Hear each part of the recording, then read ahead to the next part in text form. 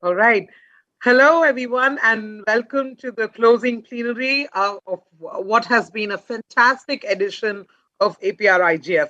The sessions that I did manage to get to were truly thought provoking, were diverse, and everything that APrIGF should be. I wish I could have split myself into two, and I have attended parallel sessions many times, but I'll catch up on the transcripts as I'm sure many of you will too. Um, for this closing plenary, we are going to try things in a slightly different way. This time around, we are going to hope and really seek for your participation.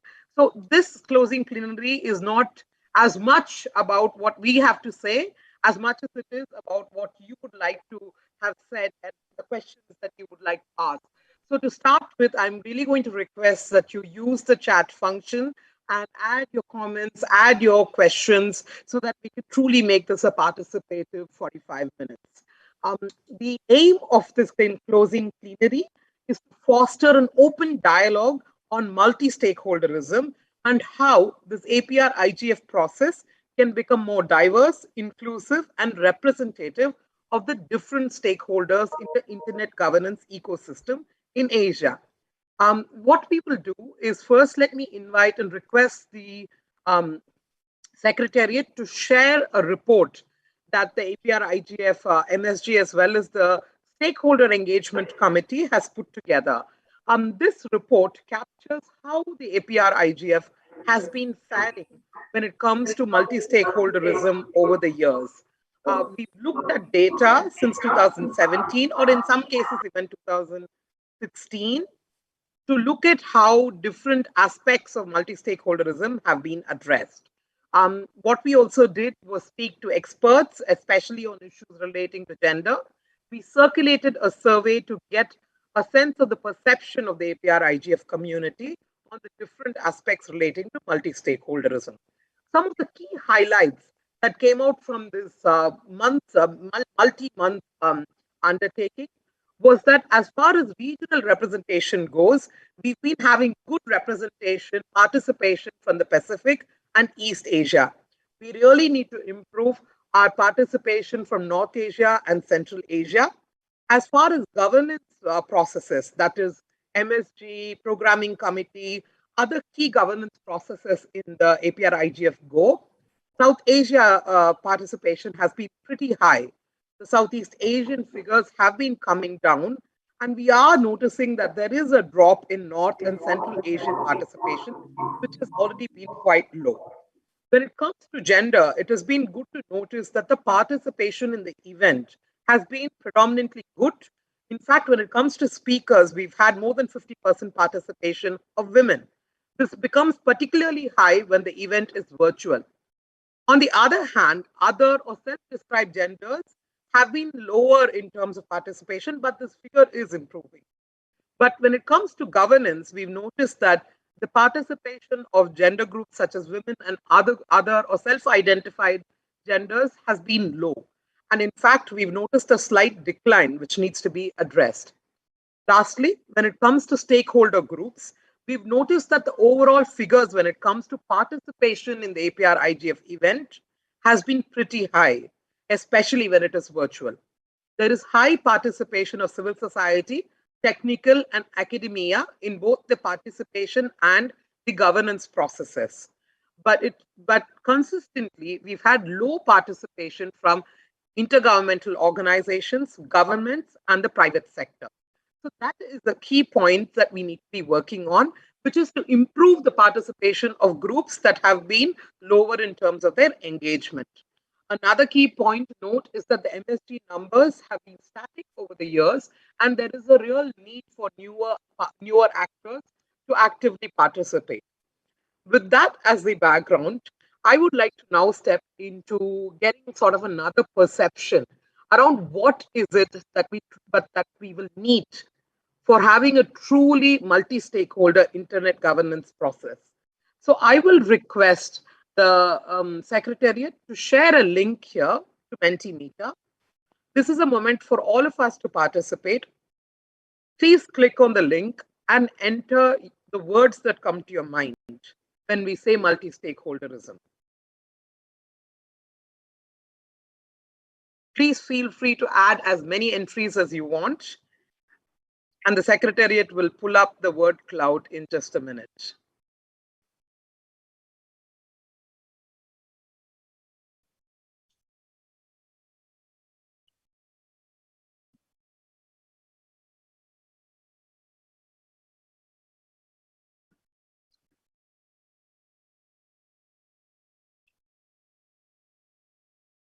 Christine, have the entries started coming in? Yes, can you see my screen? Yes. So we already see fantastic points here. Diverse communities, patience, openness, trust, diversity, compromise, open dialogue, equal participation, transparency, shared goals,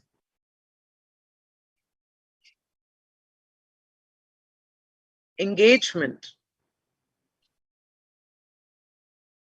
empathy, respect for diversity. There's a lot around diversity that's coming up. Democratic, community, policy.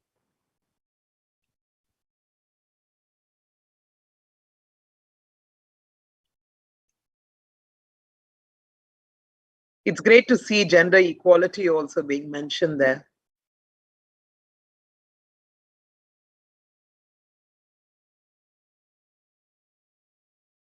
Isn't it beautiful to still see how diversity and cooperation, inclusion, these are at the center of this word cloud. So that really also represents the values of the community that we are working with.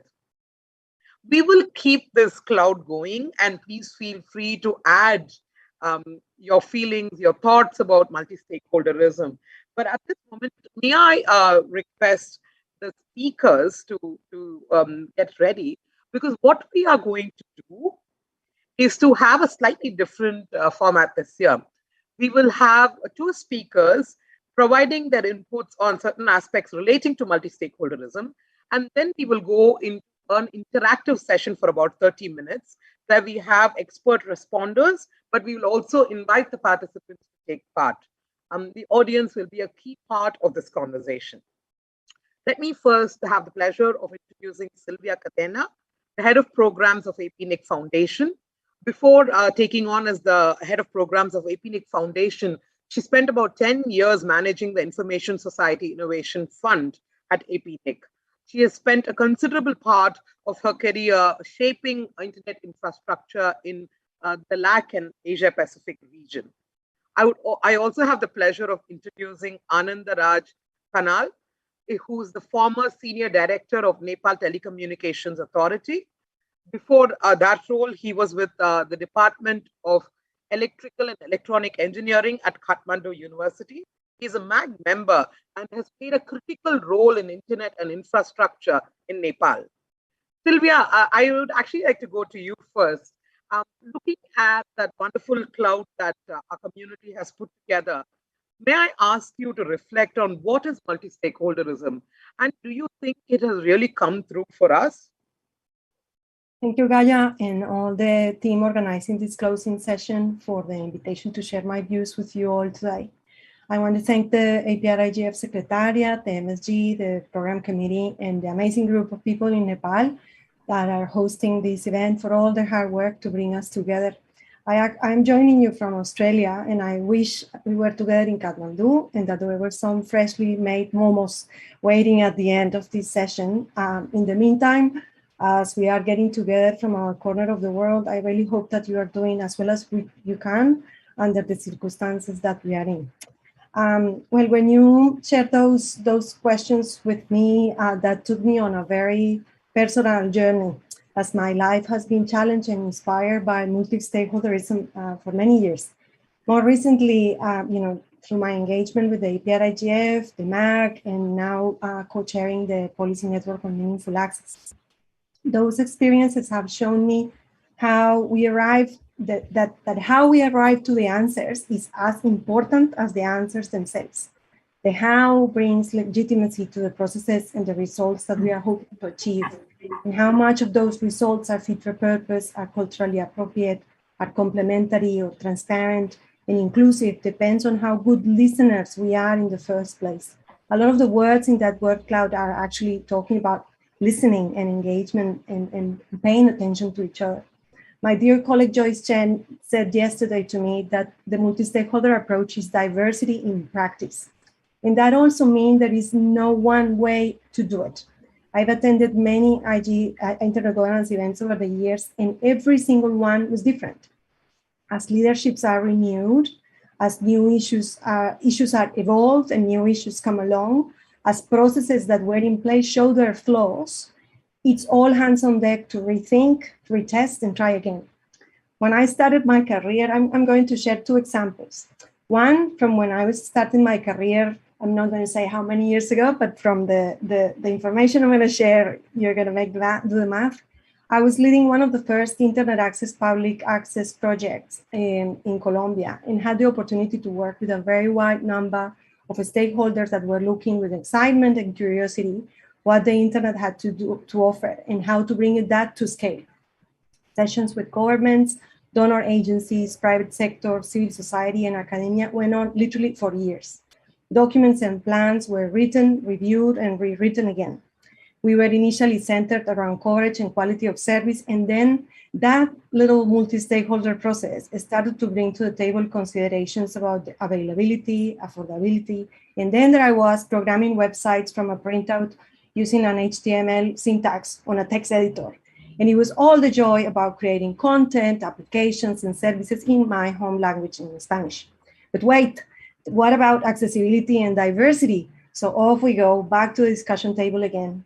And then mobiles came along, and all of those issues were back again on the table, open again for discussion. And so it goes, as the new technologies emerge, and as change changes us, we have to discuss again. It was learning by doing, training others, and do it all over again. And it still is.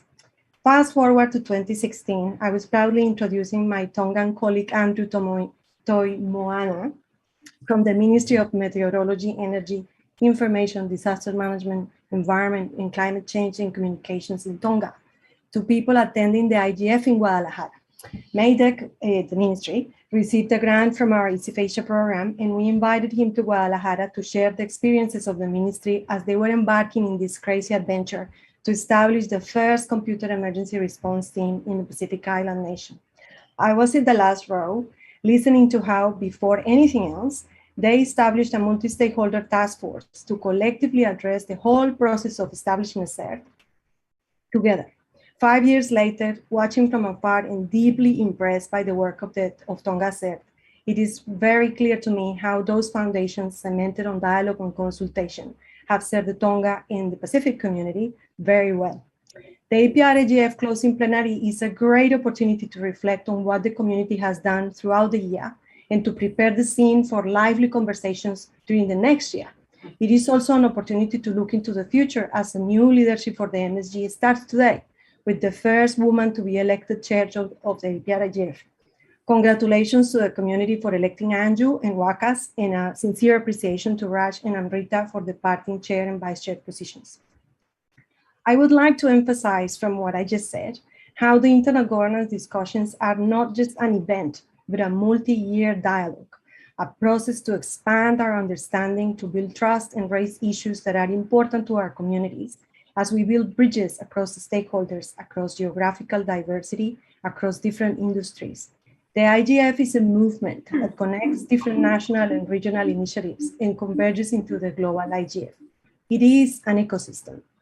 It's in this context that for those of you that have joined the conversations that that you guys are thinking, oh, this can be done better, right? And criticizing what has happened this week and ponder about the future of internet governance, go along, join an IG course, watch a session recording and read a report, but most importantly, volunteer.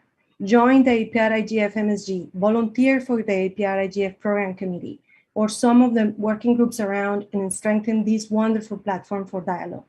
And for those of you that work so hard on your session proposals in your work, just let me say that your work doesn't end today.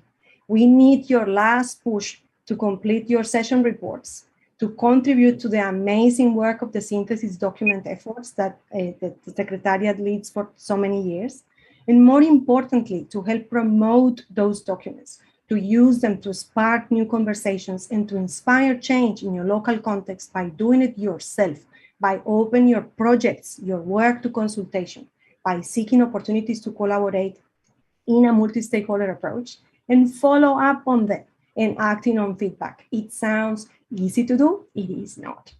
Many of those team efforts to document process, to capture the voices of those sharing their experience, are the base that support the dialogue that we had this week and help the community to evolve the understanding of the policy issues, refining the definitions that provide a frame for policy implementation and identifying the contradictions and tensions between them. A safe place to disagree, to dissent, and even to protest should be preserved, and as it provides a valuable, invaluable opportunity to achieve better outcomes, to correct course, and to learn from one another. As the technology continues to evolve over layers and layers of existing infrastructure, many of the discussions around technical, social, and regulatory concepts that we have discussed this week may seem all news. For some of the newcomers, it may, and for some of the newcomers, it may taste to surprise with a hint of disappointment. Why is this not solved already? Do we really understand how the internet works? Are we breaking what we are trying to protect? As we discuss about rights and responsibilities, about risks and threats, and look at policy solutions, I think the most important thing we need to do is to put people first, people at the center of all of this discussion. The future of the internet is a shared responsibility, and as such, multi-stakeholder and multidisciplinary dialogue is paramount to devise policy solutions as well as their implications from the online space to our physical world. At this critical point in history, I would like to invite you all wholeheartedly to renew your personal and your organizational commitment, stress that one, organizational commitment, to a multi-stakeholder approach for the future of the internet. If your employer doesn't let you do it, you need to do the length and the legwork to convince them that this is important, especially for those in private sector. So that's all I wanted to say. I hope I managed my time and I didn't rush too much. I didn't manage to check on the chat, but if there are any comments or questions, I'm very happy to thank you, Sylvia. That was fantastic. And thank you for putting it so beautifully. And I hope, and we are already seeing some of those changes. So it's already in action, I would say. Thanks a lot, Sylvia. I will move to Ananda now. Ananda, we are running a bit out of time, but we will get back into the game. Ananda, I wanted to ask you more specifically, given your experience with shaping a lot of things in Nepal, what has been sort of the experience of multi-stakeholderism in the Nepal regulatory environment? What have been the challenges that you have faced with it?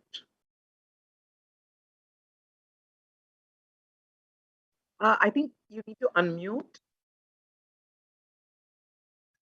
Localhost 1, please unmute. Yes. Am I audible? Yes, yes.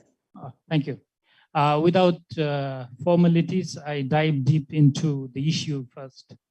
Multi-stakeholderism, which is practiced in Nepal, actually can be termed as a public consultation or a participative consultation.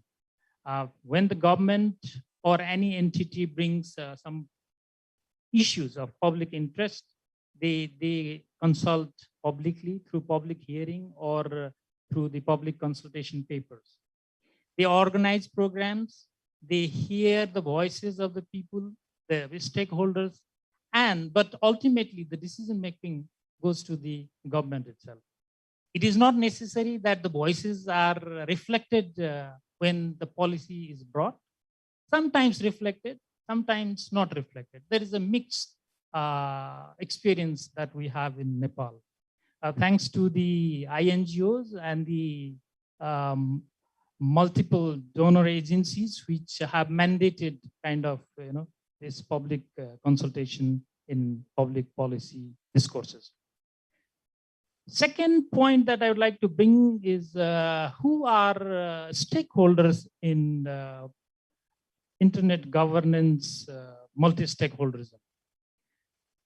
very sadly, we can say that the most prominent vocal group is civil society organizations, and they are the one who are very active. The government is not very active in internet governance issues. The academia is almost not very active as institutions, but individually some people are involved. And the industry are sometimes not. Technical stakeholders, technical communities also similarly.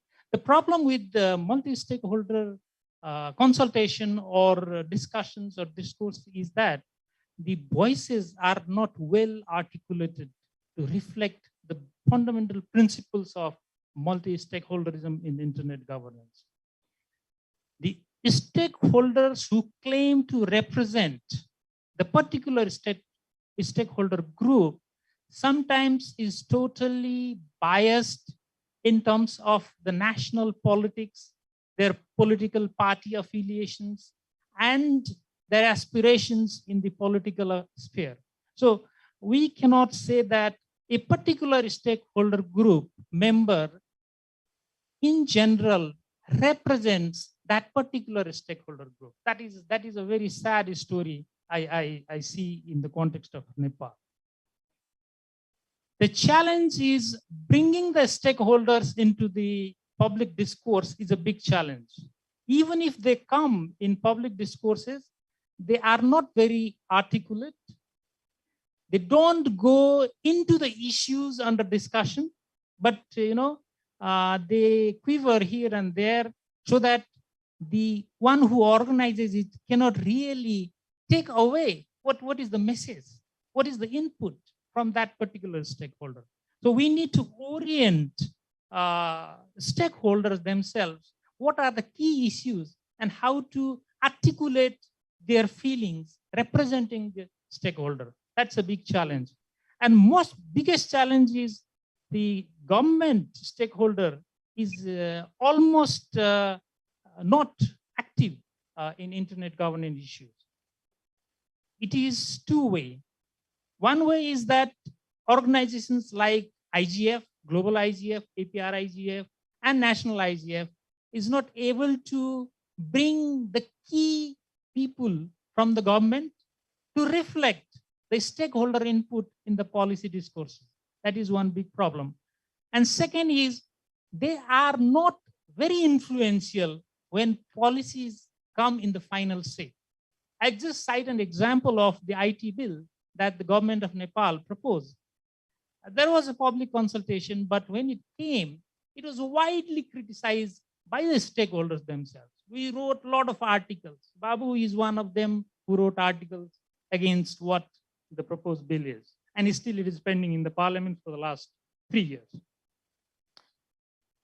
And when I said that a particular member of the stakeholder truly doesn't represent that stakeholder. I myself is an example. I represent a government stakeholder in IGF, but my views are against the government's proposal of the IT bill because it doesn't conform to the international best practices on internet governance issues. So you cannot say who represents which stakeholder group. That is a very interesting phenomenon. That is not seen only in Nepal. It is observed everywhere. Second point that I would like to highlight is you see the same people in national, in regional, in international forum representing and claiming that representation. So we need to diversify the participation. Same people, same views. It is really not truly multi-stakeholder. That's my point. So what works? My experience, particularly in the context when I was with the NTA and wanted to make certain decisions on internet governance, the first thing is I heavily influence the final decision maker, that is the minister or the prime minister. If you can convince these two gentlemen or gentlewomen, then you can really make things work. Otherwise, so many public consultations, the government has its own view and it is not reflected. The way forward for APrIGF is We had 3 days long conference here. You know, a lot of input has come from so many different stakeholders, so many different individual groups. But does it go to the decision makers? How can you convince the decision maker that multi-stakeholderism is not a public consultation where you take the input and make your own decisions? No, you make everyone involved in decision making there itself. So there is no separate decision and no separate taking inputs. Decisions are made collectively. Only when collective decisions are made, then implementation becomes possible, effective, your acceptability becomes effective because it spans across many people and many stakeholders. So when there is a compromise needed, if you make a unilateral decision, it is likely that implementation is going to be problematic. Thank you. Thank you, Ananda. Those were actually really concrete points, and a lot of it resonates with a lot of the discussions we've been having at APrIGF. Let me now invite 3 experts who are going to join the participants in terms of answering some key questions that we thought of, but also questions that are going to come up from the participants. Let me first introduce Chad Garcia Ramiro, who is the Executive Director of the Association for Progressive Communication. Let me also introduce Marianne Franklin, Professor and Steering Committee Member of the Internet Rights and Principles Coalition in New Zealand, and Honorable Minister Pramila Kumar, who is the Minister for Education, Heritage and Arts from the government of Fiji. It's a great honor and pleasure to have the 3 of you join us. Without further delay, let me actually get started. Let me check if our minister's audio and video is in place. Yes? Okay, fantastic. Let me get this conversation started with asking you this question, and Ananda already referred to little bits of this. What is it that you're hoping for in APrIGF? What do you want to see more of in APrIGF? Which one of you would like to field that question first? Perhaps, can I ask, yeah, go ahead. Yeah, I can start. Yeah. Thank you, Gaia, and hello everybody. It's really good to be here and to see this hybrid, to see the hybrid. It's like sort of like I'm hearing an echo. Look, what do we want to see more of in IGF? Maybe just a background. I mean, we have been in APC, and myself personally, we've been involved in IGF from the very beginning, and even before the IGF started. And we've seen the changes over the years, more than a decade of changes. And I think that it's safe to say that the participation ebbs and flows, and also the mix of the multi-stakeholders ebbs and flows, right? I mean, it really depends on the kinds of issues that are there. But I think through the years also we're seeing much more different kinds of stakeholders. So for example, right, when you say civil society, there's not just one civil society. In the same way that there's not just one technical community. I mean, all these stakeholders are diverse. It's not just one voice. There are many voices. Even government departments will have different departments.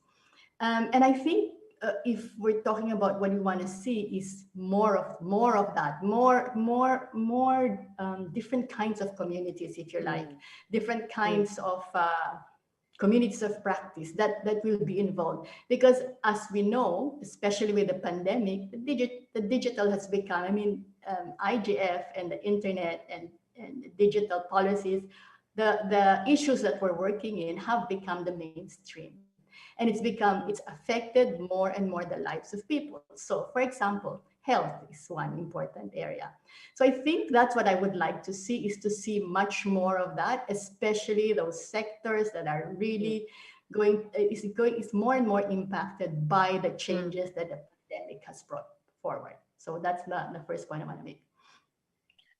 Thank you, Chat, and a big +1 to that. I think that also came up in the interventions by Sylvia and Ananda. Marianne, let me build on that and bring up this question of how it was repeatedly said that it's not just enough if you are in the room where something is being said, you actually need to hear it, you need to listen to it, and you need to do something about it, as Ananda was saying, right?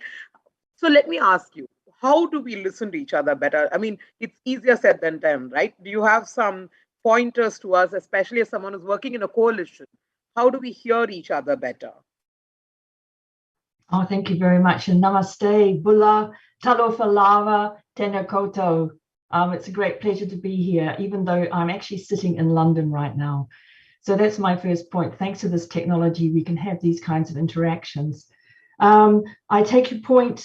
For me, multi-stakeholder is also multicultural and multi-level and multi-dimensional. So to be able to even hear what our discussion partners are trying to say depends on how much we can understand their position, because a technical expert can talk about very complex issues around how the internet works or social media apps are designed in ways that many of us lay people will find difficult. So it actually takes time, and a lot of time, not just many hours every week, but over time. So it is actually almost a lifelong commitment in many ways, and it isn't for everybody. So what I've noticed is way back in the early days during the World Summit meetings in 2003, 4, and 5, it was very much a learning curve for civil society organizations entering a UN protocol saturated domain where the language was different, the lexicon was different, the codes were different. So that's what you need to learn. And when we're entering a regional meeting such as the Asia Pacific region, I think just to listen and get a sense of where people are coming from as individuals, but also who they're working for. Many of us are doing our jobs, and that doesn't mean we're exactly who we are is necessarily our job. So on that level, we're all wearing many hats. So to be able to listen is to learn over time that things are not always as they seem. So you have to translate all the time.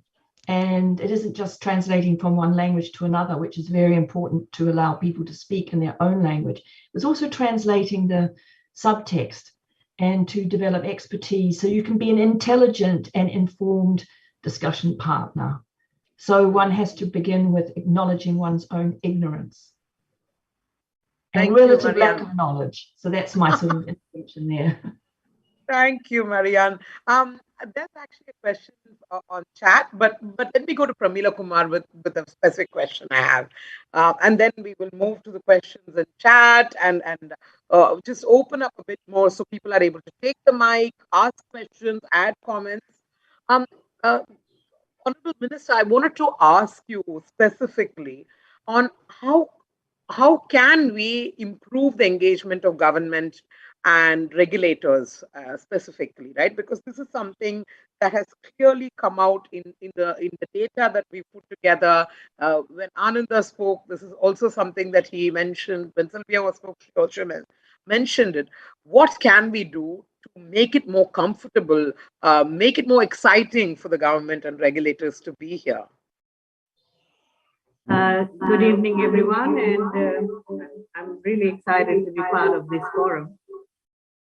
Just to start off my discussion, I had represented Fiji once in this forum as a representative from a state body. I used to work for Consumer Council in Fiji. And I had done a lot of work in that area of internet, particularly from quality, affordability, value for money perspective, and people pay for it. Do they really get the service or not? And that required a lot of research, a lot of data collection, real-time data that can be used to convince the policymakers. Now I'm in the other role. The roles have reversed, so I'm now a policymaker. So from the government perspective, how can you engage, or you can be part of such big group discussion. Again, as a government, you have many interest groups to deal with. There are many stakeholders, each one pushing their agenda, trying to get the best. But as a government, of course, you'll be looking at the people. What do people want? How can I get the best for them? That becomes the underlying reason. So in my view, if government engagement is required at the Asia Pacific level, one has to understand that there's always many issues on the table. There is push and pull factor around it. And we need to be very careful in managing the various issues on the table. Because on one hand, we can talk about open, having accessible, trusted internet, affordable, at the same time, narrowing the digital divide and so forth. But then again, it comes to the dollar. Really, I mean, how much money do we have? What is the government's pressing issue? Where should they put the money in? So these things are very important. And again, when we talk about right, whose rights are we talking about? Right? Because rights always come with responsibility. It's not one way. You can talk about a person's right, should have access to this and that. There is abuse on the system. One is expressing, you can say they are expressing their views, but if those views are hurting someone else, how do you deal with that? I'll give you an example of how the policies were made in Fiji. We had facts and figures, evidence were there, that because of cyberbullying, the young students were taking their lives. They were committing suicide and they were traumatized. And it was not good for the society. So what did the government do? It wasn't the government who just came up and said, guess what, we're going to introduce this online safety bill. But it was the pressure from the community as well, because it was a real issue. So we need to manage the various issues and look at different positions, different players, and how can we find the middle path so that there is a space for everyone to talk about and not just one-sided. As the second speaker, I think it was Mr. Ananda who spoke, and he talked about how the government intervention does not work. Now, public consultation, again, is how you conduct public consultation. How do you document the views of different groups? Then how do you negotiate with the ones who don't agree with your views? And how do you sit across and then try and understand the other party?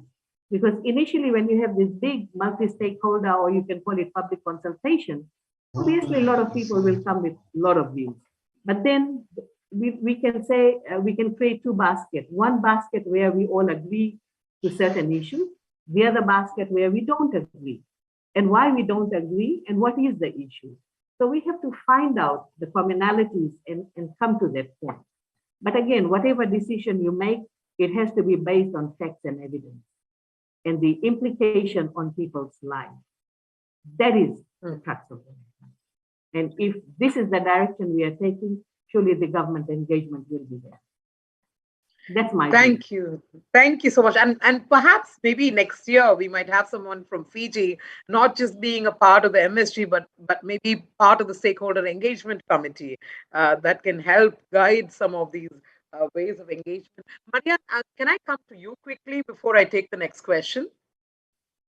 Yes, I just wanted to endorse, but also slightly push back against what Pramila was saying. Yes, it is true. We need to get really close to elected representatives, because there are many demands on their time, and we cannot presume that they understand or want to understand what is going on here. Their use of these technologies is for their job, and only those who are appointed into ministries that are directly related to internet related or telecom or media and communications tend to come. So I think there's a bit of a disconnect, an awareness raising job to do with each meeting to really contact local government officials. And I think in Berlin, the global IGF meeting, we all noticed that the local organizers had worked very hard at getting regional and national representatives there. So I think that's just legwork on that level. It's not really a mystery. And very briefly, I certainly enter the room presuming that people will disagree. I'm always a little uneasy when agreement is so easily reached. There's never any tension, never any ripples on the water, never any frowns. And I think we have to be prepared to disagree because the stakes are high and people have very different relationships to, in fact, universal human rights as they are operationalized on the ground. So in that respect, realize we have to disagree and just work at getting governments there one-to-one. I think that is a practical action point I'd like to put on the agenda. Really granular work. Thank you, Marianne. Before I go to the next question, I actually wanted to pull up a couple of comments in the chat. One of it relates to the Maori saying from the Maori people in New Zealand, which is, what is the most important thing in the world? It is the people. So that also relates to the point that that Minister was making about how does it ultimately benefit the people in the different countries, right? And also there were these beautiful comments about the importance of listening, of really listening, of respectfully listening, of being respectful with disagreements, and welcoming, sort of embracing disagreements, right? How boring would it be if we all thought the same and were the same in any case? Let me, with that, move to the next question that came up in the chat, which interestingly connects to what Chat had to say about diversity within the diverse groups, within the within the stakeholder groups. Can I push a bit and ask you for concrete suggestions on how can we move beyond tokenistic inclusion of different groups? How can we really seek out and get diversity within the stakeholder groups? Would any of you like to give some pointers on that?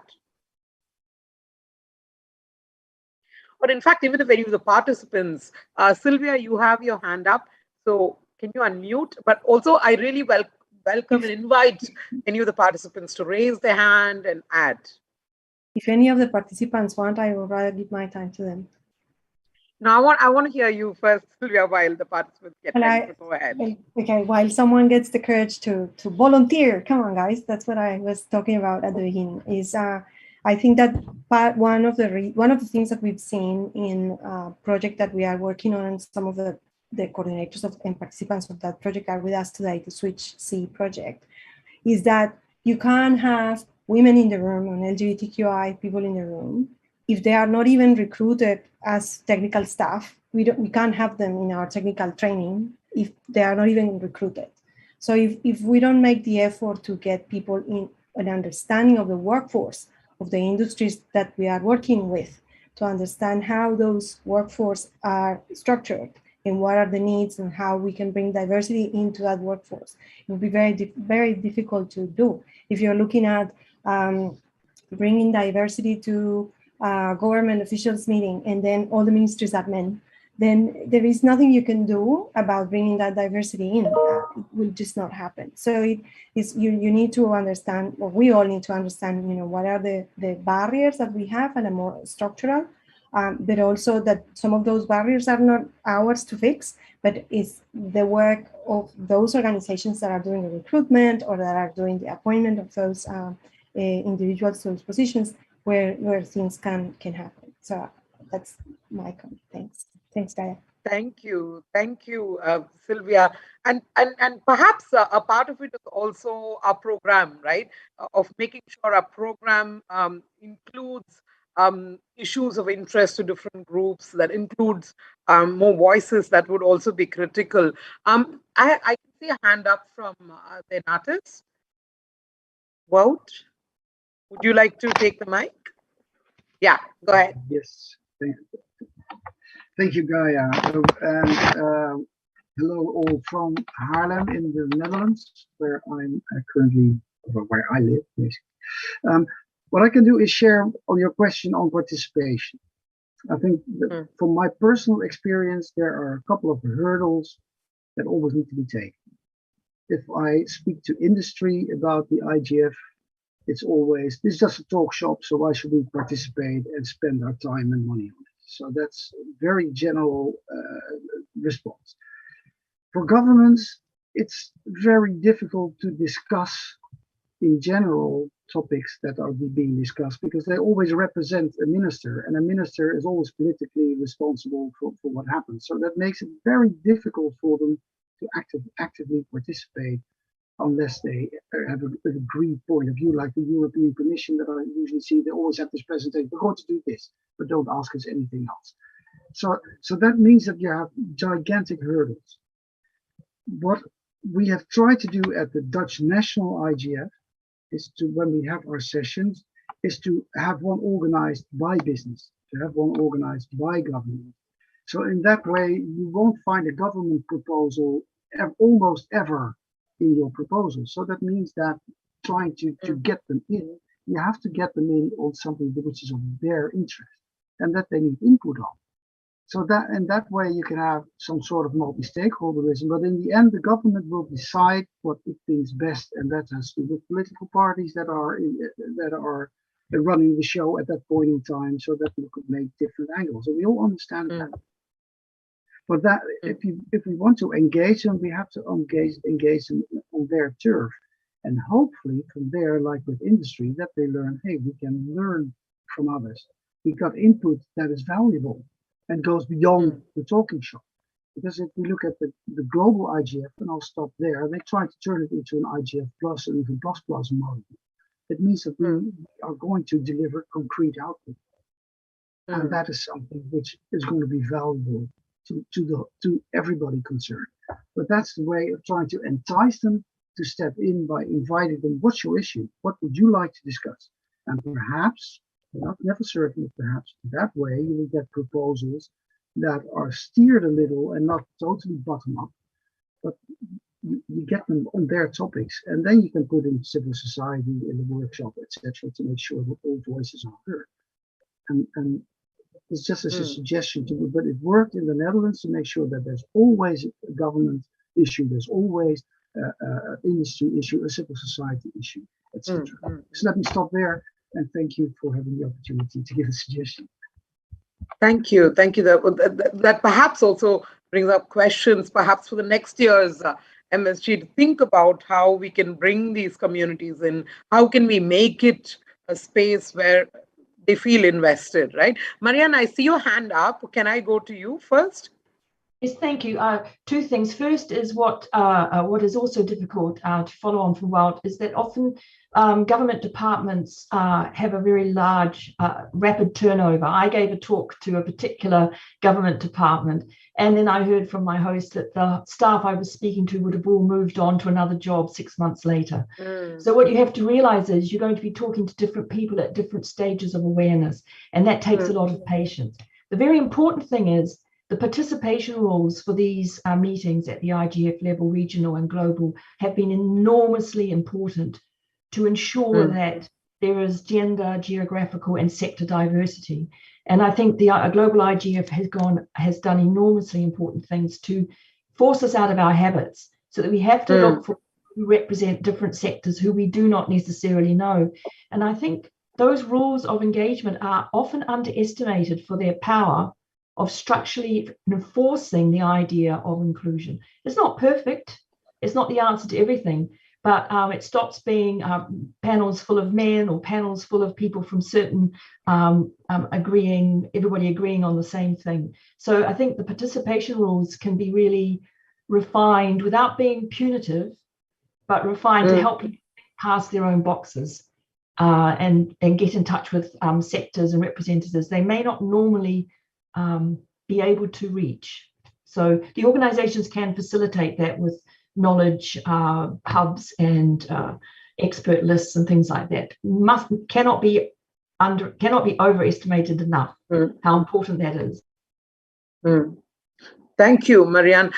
I also wanted to let us know that Andrea, the IGF MAG chair, is in the room with us. And I was actually wondering, Andrea, are you able to unmute yourself are you in a position to unmute yourself? Because I know you're in Geneva. It must be very early for you. It's Gaia, thank you very much for putting me on the spot. I'm speaking in the next slide. Yes, I'm in Geneva. It's not very early. Nothing starts early at the UN. It's now 10:40 Geneva time, but it's been fascinating. I've loved listening to the discussion so far. Thank you. Andrea, let me ask you a quick question before I move back to the chat, right? How do you see sort of the practices at the IGF, the international IGF? What is it that we could perhaps take from that? And how can we inform the IGF more about the kind of diversity that the APrIGF professes? You're stealing my closing remarks, Gaia. And I think it's the other way around. I think what can the global IGF take from the Asia Pacific regional IGF?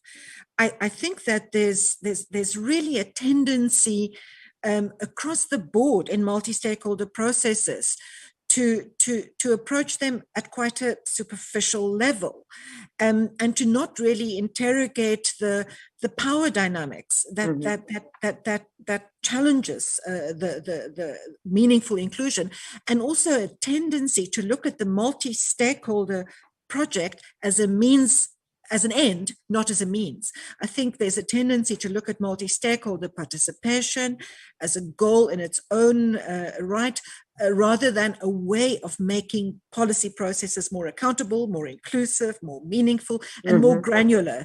So I do think what the global IGF can provide is a space for regional IGF such as yourselves and people who work at national level or sectoral level to share what they've learned and to share how difficult it is to really achieve meaningful inclusion. Thank you, Andrea. Andrea, I'm going to ask one more follow-up question to you, but to also Minister Pramila Kumar. There's a question here in the chat from Ying Chen, who's asking, well, does this mean that IGF and regional IGFs are predominantly diplomacy spaces? Would you both like to reflect on that? First, may I go to the Minister and then ask if Andrea would like to add to that? Sorry, your question was not very clear. The question was whether the APrIGF and the global IGF are essentially events where diplomacy channels are needed to speak to diplomats. Okay, thank you. Absolutely. When you go to a forum and it's the language that is used, sometimes it can put off people, and sometimes they can come on board. So diplomacy plays an important role, and listening to one another, finding a common path, agreeing and disagreeing, and leading all its way. I mean, that's what democracy is all about anyway. But actually, when the discussion is only one-sided, I'll give you an example. I mean, I was a consumer advocate. When we just talk about rights, and not people's responsibility, then another group, they get offended. That you're only talking about rights. What about the responsibility? Where is the balance here? So in my view, it's very important that the dialogue and diplomacy needs to come in when you have sensitive issues on the table to discuss and you're trying to find a common path. It should not be my way or highway. So how do you come to that common area where you can say, okay, this is the space I wanted, and now I can talk. Thank you, Minister. Andrea, anything you'd like to add to that on diplomacy? I would really endorse the minister's emphasis on the value of diplomacy and formality, and I think that engagement, even if it's quite formal, even if there is reluctance to engage in debate, is better than no engagement, because I think that really meaningful multi-stakeholder conversations take time to develop and mature. But I think just remaining polite and diplomatic diplomatic is not always enough. I think we need these spaces to give us the respect. Rajneesh mentioned that earlier. I think respect is very important, but I think respect also has to include respect for disagreement and respect for people to be angry or to be upset and to be able to express that respectfully and with understanding. So I think we also need to try and go beyond diplomacy from time to time, depending on the issue, depending on the context. And that is more challenging. And I think often the sort of diplomatic formality is a way to get to that space. But if we do not use these forums to really engage in the issues that people are concerned about, that they're upset about, then we're not utilizing this powerful tool of multi-stakeholder engagement effectively to create better governance and more accountability and better policy. Thank you, Henriette. We have about 4 minutes left, yeah? But I was going to insist that at least one of the fellows speak up, because picking up from Marianne's point about the need for demography to also be well represented, but I do see one fellow's hand up. So Brinda, I'm going to go quickly to you and then to Saeed. Thank you so much, Gaia. So I'll just give you a quick introduction. Hi, my name is Brinda and I'm a fellow with APrIGF this year. So I wanted to particularly advocate for the inclusion of one stakeholder group that I saw missing in the conference, and they're children. So we have youth participation in the IG space, but we have a significant population under the age of 18 years who are active users of the internet. So I was a teacher by profession who worked with Teach for India, and when we hosted education conferences and forums, children were at the center of it, taking initiatives and responsibilities. Children as young as 7 to 8 years old were passionately advocating for issues that they strongly believed in. So that was our concept of student leadership come alive. And with every opportunity that I had to attend the sessions across APrIGF this year, I reflected from the lens of an educator, thinking how this particular session or this particular track would affect children. Children from all walks of life, let's say they're coming from low-income backgrounds, elite private schools, children with disabilities, children of refugees, and so on. So my vision for the multi-stakeholder approach going forward is to see children as active representatives and stakeholders voicing their concerns and suggestions for the future of the internet. So I believe as adults, we could also learn a lot from children. And I come in with that mindset that children could be problem solvers given an opportunity and a slight nudge, rather than just be defined as a part of a problem. And I'm sure that there are shining examples from all over the world. So that's my hope for upcoming IG forums, hearing children's voices at the table. Thank you. Thank you, Brinda. Hope we'll see you in next year's MSG to push for this agenda as well, right? Okay, last words to, thanks. And last 2 words to Saeed, and then we must wrap up and hand over to Babu. Saeed, are you able to take the mic?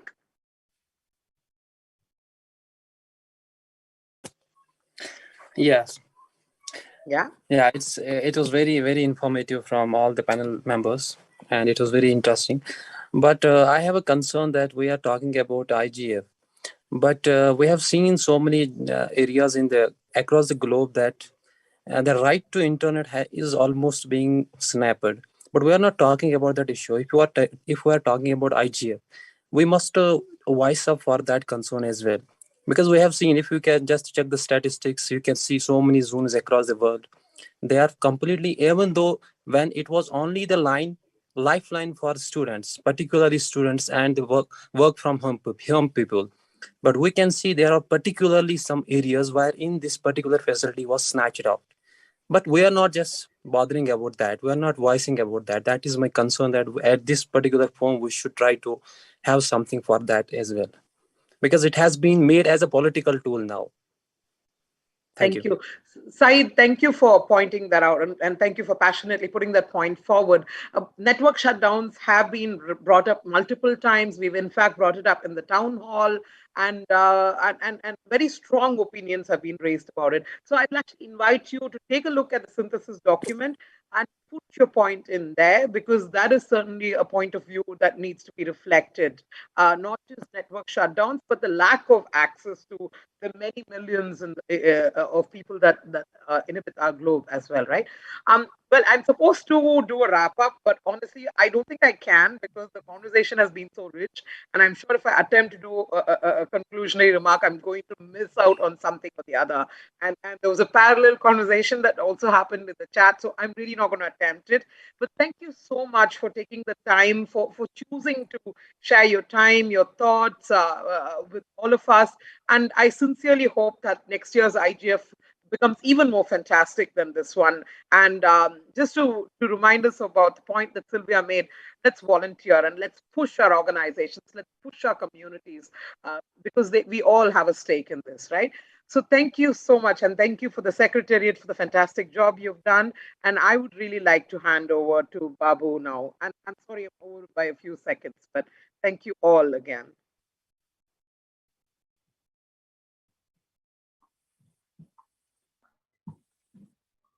Please unmute localhost 1.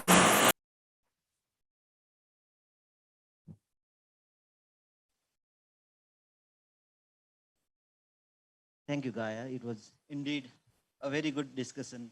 It was very informal discussion, and it was very lively discussion. Thank you for all the moderators and speakers of this opening plenary.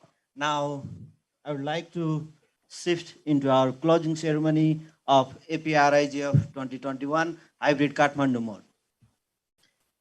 At the beginning, I would like to request Mr. Bikram Shrestha to chair this closing session. Mr. Bikram Shrestha is the president of Nepal Internet Foundation, one of host of this APrIGF 2021 Hybrid Kathmandu. And I would like to request Secretary of Office of the Prime Minister and Council of Ministers, Mr. Dhanraj Gewali, as a chief guest of this part of opening plenary. Sorry, closing plenary. I would like to request for special remarks of this closing plenary on behalf of Chairman of Nepal Telecommunication Authority, Mr. Dr. Siva Surendra Lal Hada, to take chair of this esteemed guest list. Please come forward. Similarly, I would like to request Director General of Department of IT to take chair as the guest of, special guest of this ceremony. I would like to request Mr.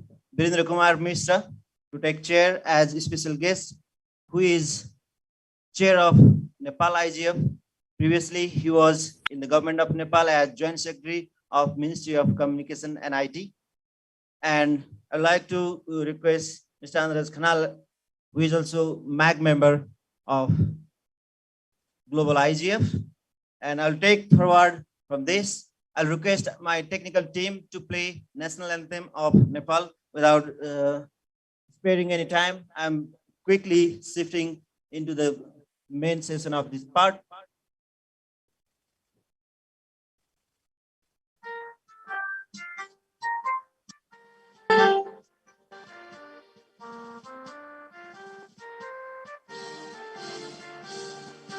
Sayutunga fulka हामी एउटै माला नेपाली सार्वभौमै फैलिएका Mechi Mahakali Sayutunga fulka हामी एउटै माला नेपाली सार्वभौमै फैलिएका मेची महाकाली प्रकृतिका कोटि कोटि सम्पदाको आचरा वीरहरूका रगतले स्वतन्त्र आचरा ज्ञान भूमि शान्ति भूमि तराई पहाड हिमाल अखण्ड यो प्यारो हाम्रो मातृभूमि नेपाल बहु जाति भाषा धर्म संस्कृति छ विशाल अग्रगामी राष्ट्र हाम्रो जय जय Nepal.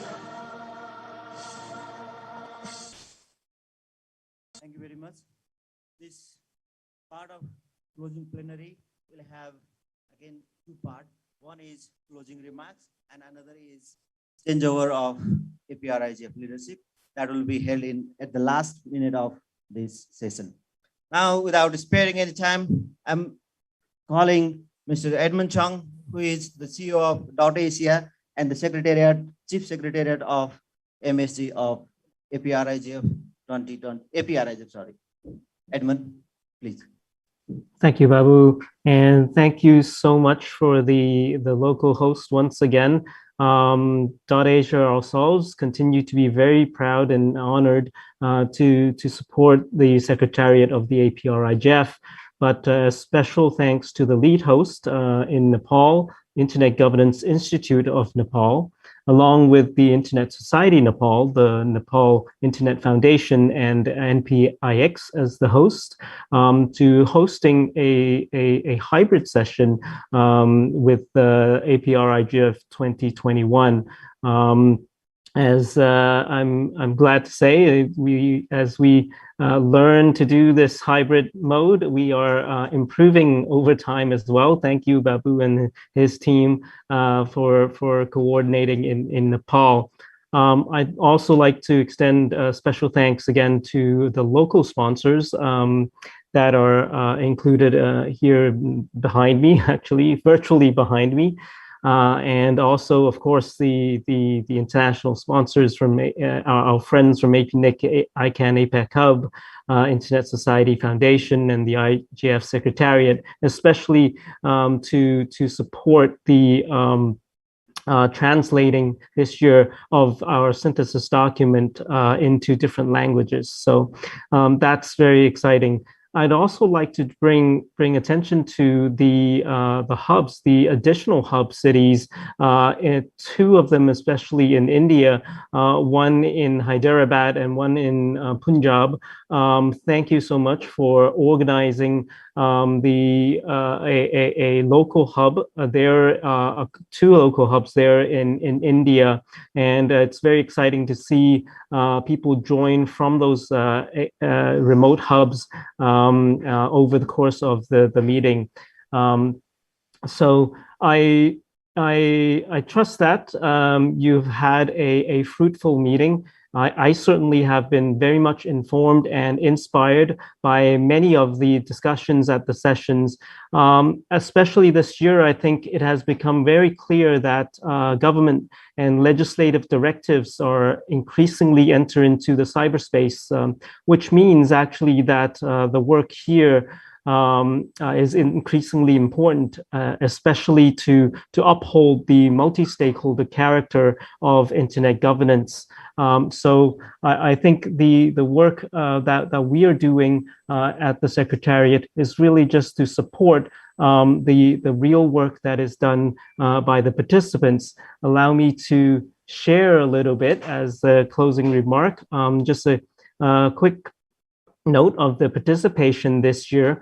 Quite excited to report that we have around 950 registered participants coming from across 56 economies. And you can see from the pie chart on the right that we have a pretty good spread from civil society, academia, private sector, technical community, as well as government joining this year. But one, I guess, highlight, which is quite exciting to see, is that almost 20% of registrants are coming from identified as youth coming in. In terms of signing in, of course, there's a number of registered and a number of actual joining.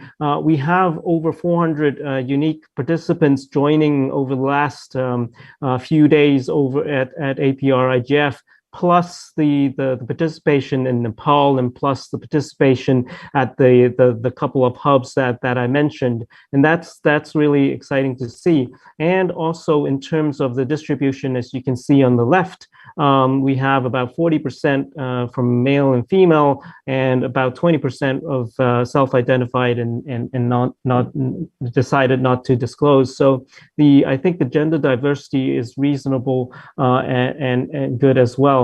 So actually, and finally, would like to especially thank the MSG and the multi-stakeholder steering group for continued trust with .Asia as we run the secretariat, and of course, very much thanks to the .Asia team. Wanted to let everyone know that we have the entire .Asia team supporting the APrIGF this year and the virtual rooms. So you must have seen many of them, in the different sessions.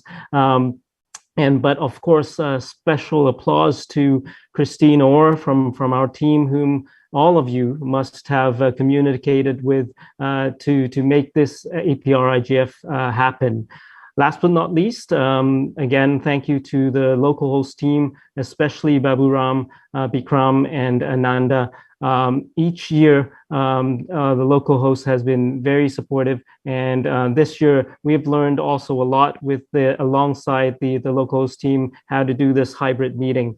And so finally, I just want to leave off with that each year's APrIGF doesn't end with the closing, and a very important feature is the synthesis document. So please be reminded to go to comment.aprigf.asia to put in your comments and extend your work here into the IGF movement around the world. Thank you. Thank you, Edmund. Indeed, it was very good to interact with MSG Secretariat.asia, local host team, and the MSG itself with all the participants. It was a very good experience from our side as well. Thank you, Edmund. Now I would like to request OIGF representative, Mr. Amog Plenary Chettuparambil, to speak closing remarks. Thank you. Thank you very much. I'm Amog, one of the Net Mission ambassador, and I was also part of Asia Pacific Youth Internet Governance Forum Virtual Camp Organizing Committee. This year, YIGF was held from 17 to 20 September 2021 online. The YIGF occurs in conjunction with the Asia Pacific Regional Internet Governance Forum to raise awareness and build capacity of youth to join in the internet governance discussion. And I was also happy to see that from the admin slide, there were around 19% of youth participants here. So this year it was a 4-day virtual event, and with the theme of envisioning a sustainable internet for today and tomorrow. For the event, we had roundtable discussions, meetings with industrial experts, dialogue with APAC youth leaders, and youth policy statement and virtual social meetup. So I would like to thank all the participants for the event. They were engaged in the discussion, and they expressed their ideas and thoughts on the internet governance freely throughout the event. And I believe that the YIGF participants have gained tremendous insights about the discussions and from the speakers, as well as I would like to thank all the panelists and speakers who have helped to organize this event. We also appreciate the advisory support from the APrIGF Secretariat.asia, the multi-stakeholder steering group of APrIGF, and the dedication of the Net Mission ambassadors from netmission.asia who made this event so successful.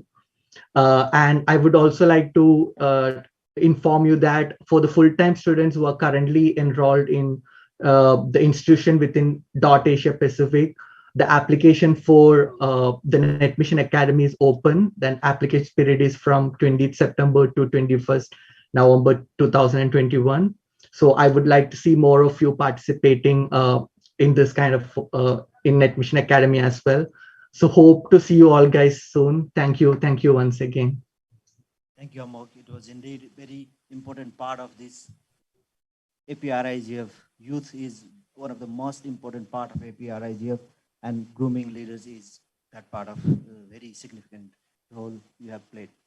Now, before moving, I would like to recall our team at lead host Internet Governance Institute, host Nepal Internet Foundation, NPIX Internet Society, and I would like to thank personally and on behalf of all the organizing team, our sponsors, especially our national sponsor, our Nepal Telecommunication Authority, are the support of this event, and ISP Association of Nepal, CAN Federation, WebTech Nepal, NPNOC, Freedom Forum, Forum for Digital Equality, NPSOT, CSRI are our national partners, and international partners are Digital Empowerment Foundation India, Lawn Asia Sri Lanka, CCAOI India, APrIGF, ICANN APrIGF, International Society Kolkata chapter, International Society Pakistan Islamabad chapter, International Society India Delhi chapter, as well as Asia Pacific School on Internet Governance are our international partners, and our national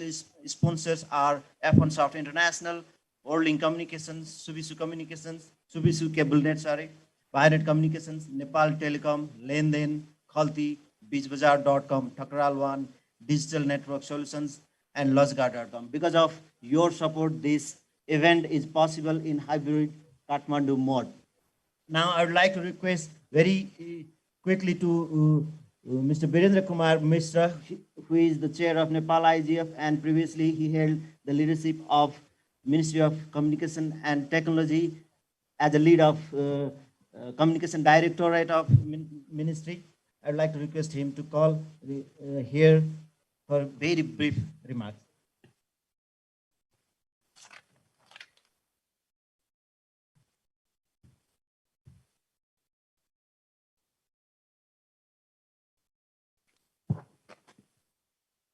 Thank you, Baburamji. Chair of this event, Mr. Vikram Shrestha. Chief guest, Mr. Dhanraj Gemali, Secretary, OPM CM. A special guest, Mr. Surendra Lal Hada, NTA. A special guest, Mr. Prem Saran Shrestha, Director General, Department of IT. All international, national, distinguished guests, panelists, participants, good afternoon, namaste. On the behalf of Nepal Internet Governance Forum, I would like to congratulate to organizing APrIGF event in the hybrid mode Kathmandu. The program towards inclusive, sustainable, and trusted internet is a very, very relevant program. As we know, internet should be accessed by all, universal access. Internet should be affordable. Internet should be reliable, secured, as it is a lifeline nowadays. I hope this program will be meaningful, useful, fruitful to all participants in the internet governance sector. We expect contributed support on the issues of internet governance in Nepal in future as well. Finally, I would like to congratulate to all stakeholders who have been involved in organizing and making this event a grand success. Have a good day to all. Thanks. Thanks. Thank you, Mr. Mishra. Now, I would like to request Mr. Prem Saran Shrestha, Director General of Department of Information Technology, for his special remarks.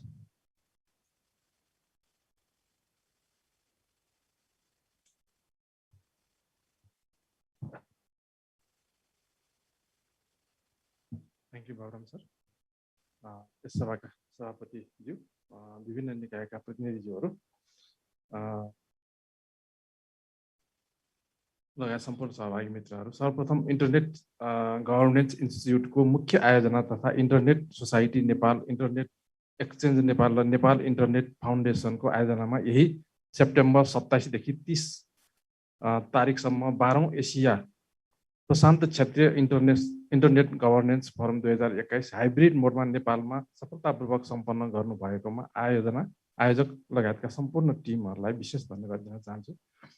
हामी सबैलाई थाहै छ, आज कोभिडले गर्दा उद्योग धन्दामा परेको असरको कारण विश्वको आर्थिक क्षेत्रमा निकै असर पुगेको छ। यसै कारण धेरैलाई रोजगारी गुमाउनु पुग्दा विश्वमा बेरोजगार धेरै बढेको छ।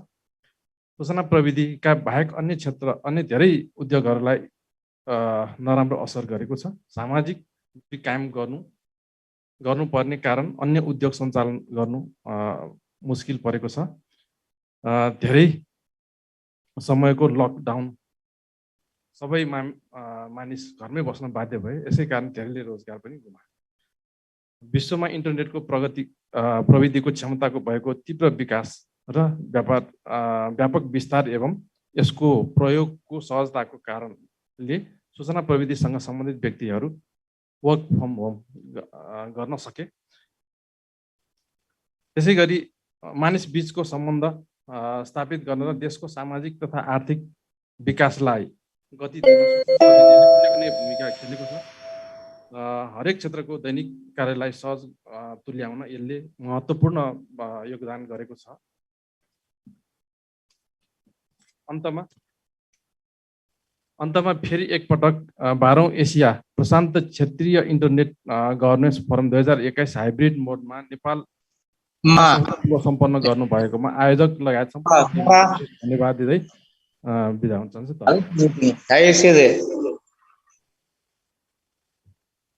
Thank you, Mr. Shrestha.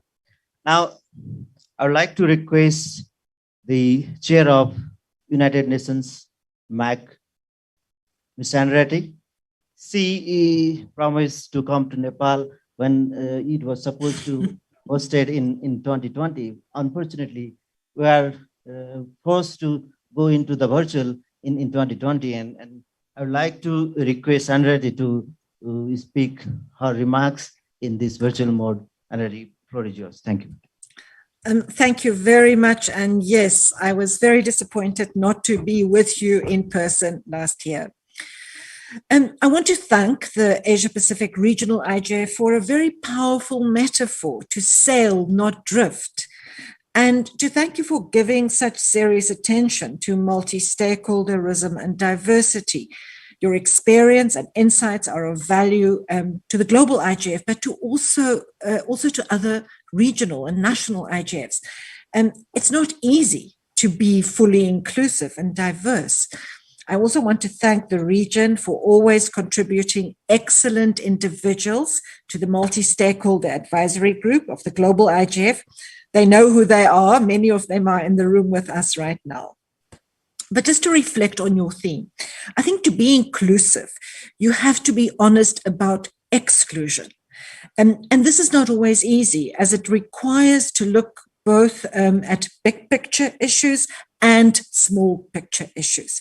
Big picture at the level of structural inequality, historical inequalities, to look at race, at class, gender, caste, religion, poverty, gender.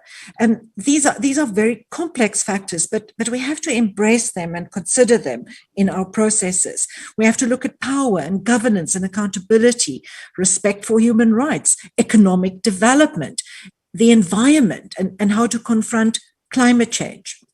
But then we also need to look at small picture issues. We have to look at our own structures as multi-stakeholder processes, as IGFs, as institutions within stakeholder groups and also between stakeholder groups. We need to look through these small picture issues through a lens that can reveal dynamics of inclusion and exclusion. Without this granular approach, I'm quoting Marianne's word from earlier, we're not really going to be able to achieve the kind of diversity that we would like to achieve. And then finally, as I said earlier, multi-stakeholder participation is a means. It's a very powerful means. It's not a luxury, and we cannot achieve more equal and more developed societies and a more inclusive internet if we don't work together between different stakeholder groups, between government, civil society, business, the technical community. We have to respect one another and we have to collaborate, but we have to also remember that multi-stakeholderism and multi-stakeholder events such as these are a means for us to make more effective policy and to do more effective implementation. So we have to look beyond the process itself and focus on what it can achieve outside of the process over the longer run. And I think you are doing that in the region in many respects. Finally, I want to invite you all to join the Global Hybrid 2021 IGF. It's taking place in 2 phases, a virtual preparatory phase during October and November, and then a hybrid phase from 6 to 10 December that will be face-to-face in Katowice in Poland, hosted by the government of Poland, and virtually everywhere for everyone. So thank you for this opportunity, and I wish you all well, and we'll see you in the Global IGF. Goodbye. Thank you, Anuriti. It was indeed a pleasure to see you here, even in this hybrid Kathmandu. Thank you once again. Now I'd like to request Dr. Surendra Lal Hada, on behalf of Chairman of Nepal Telecommunication Authority, for his special remarks.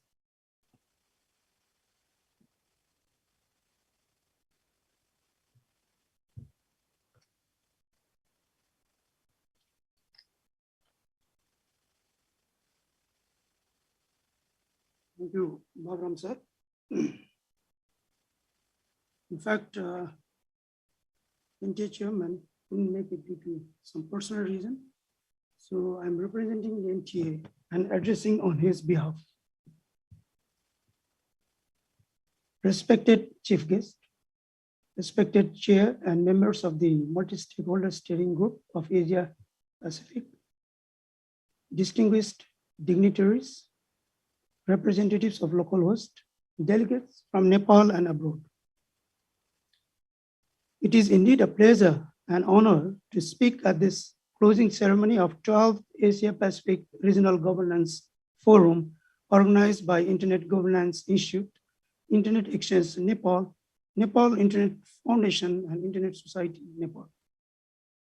Nepal Telecommunications Authority had extended its support from the very beginning of the preparation of hosting Asia Pacific Regional Internet Governance Forum in Nepal in 2020. Unfortunately, because of the COVID-19 pandemic, it has to be deferred, and this year it is organized in a hybrid Kathmandu mode. COVID-19 has changed the world in many ways, but it played a pivotal role in the digital transformation. It has forced all of us to use the digital tools to sustain our lives. In Nepal too, we witnessed a digital transformation, and internet became the most powerful infrastructure to protect lives during COVID-19 pandemic. As we know, internet governance is one of the outcomes of WSIS, which was held in 2 phases in 2003 and 2005, respectively in Geneva and Tunis. Nepal was always in favor of multi-stakeholder model of internet governance. Nepal had a very senior representation at WSIS summit in 2005, led by the then King Gyanendra Shah in Tunis. At that summit, Nepal expressed its solidarity for a mechanism to facilitate meaningful participation in internet governance. Especially, we asked for sustained efforts to ensure participation of developing countries to make the system truly meaningful and effective. Even in Geneva in 2003, Nepal expressed its solidarity for a new model of internet governance through a coordinated approach. The then Foreign Minister, Mr. Kamal Thapa, had expressed that a truly people-centered, inclusive, and development-oriented information society is possible through the realization of a common vision. Nepal is an open society, and there is a high degree of internet freedom. The Constitution guarantees no prior censorship, and the judiciary is a highly pro-freedom institution. NTA, as a sector-specific regulator, we are very much profound on the multi-stakeholder model of internet governance. In recent past, NTA has adopted the Online Child Protection Directives, cybersecurity bylaws to ensure a safe internet for all. NTA is working seriously in connecting next billion into the internet. NTA has played a significant role in the expansion of rural broadband connectivity, especially through its Rural Telecommunication Development Fund. As of now, we have connected almost 92% of the targeted rural sites of Nepal and aim to complete all by the end of 2021. We had already set up IT labs in 1,000 government schools last year to ensure the meaningful connectivity and realize the importance of smart school in Nepal. We also started an open process for spectrum management and had first ever allocation of frequency through auction to give the rights of people over their resources. NTA is very much sensitive on the uninterrupted and the fair access to internet. We do not have any experience of internet shutdown in the last 15 years, and we are very firm on net neutrality too. Ladies and gentlemen, the global, regional, and local IGFs serve to bring people together from various stakeholder groups as equals in discussion on public policy issues relating to the internet. At these meetings, experts from various countries discuss, exchange information, and share good practices with each other. The IGF also facilitates a common understanding of how to maximize internet opportunities and address risks and challenges that arise.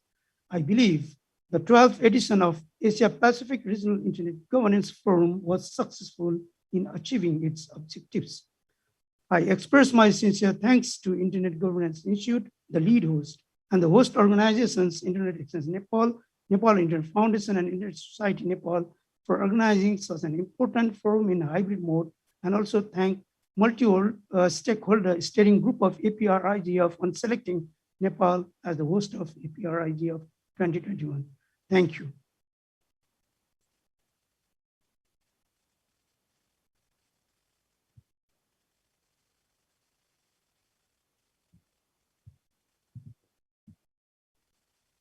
Thank you, Dr. Hara, for your very kind support to the chairman of Nepal Telecommunication Authority, who couldn't make possible to attend in person at this event. Actually, the backbone of our strength hosting APrIGF in Kathmandu was the encouragement expressed by Nepal Telecommunication Authority and other stakeholders from national level. So now I would like to move on next part, and next part of IGF in 2023 will be here in Asia. Japan is hosting the Global United Nations IGF in 2023, and I would like to request Mr. Yoichi Lida, Deputy Director General for G7 and G20 Relations of Ministry of Internal Affairs and Communication of Japan, for his remarks.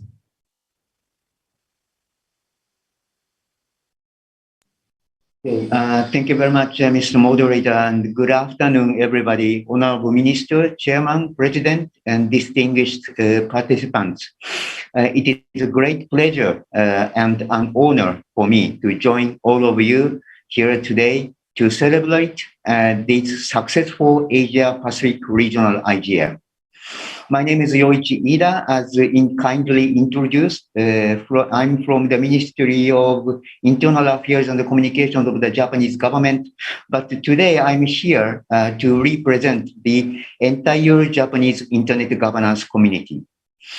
First of all, I would like to extend our congratulations and would like to pay our highest respect to all members of Asia Pacific IGF community.